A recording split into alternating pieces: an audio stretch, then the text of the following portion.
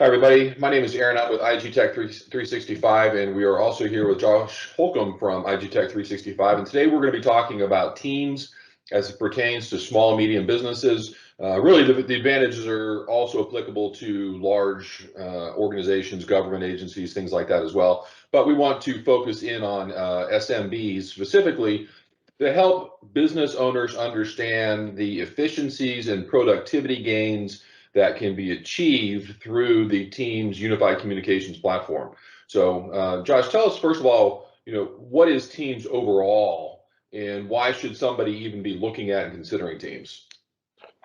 So traditionally, we have had many different programs to accomplish what Teams has done by creating what they call a unified communications module. So like we used to use like Messenger or WhatsApp or something like that, program Skype, for instance, just to do messaging between each other in an organization, right?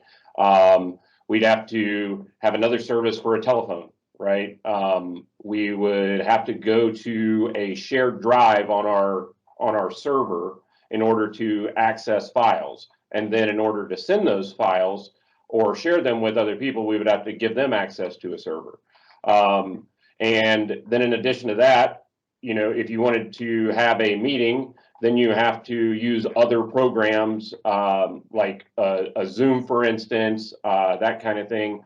And in addition to that, what's the last thing? Now we're doing emails and scheduling different appointments and meetings through a separate program. So what Teams has actually done is it has combined all of that into one module, and it's really tied in the entire suite of Microsoft products. And what I mean by that is you can do instant messaging directly from there. You can drag and drop files right into a Teams chat.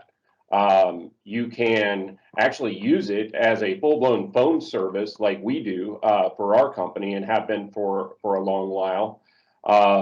You can access data that you would share throughout your entire organization via SharePoint directly through Teams. And it also integrates your Outlook calendar, so you have all those meetings right there.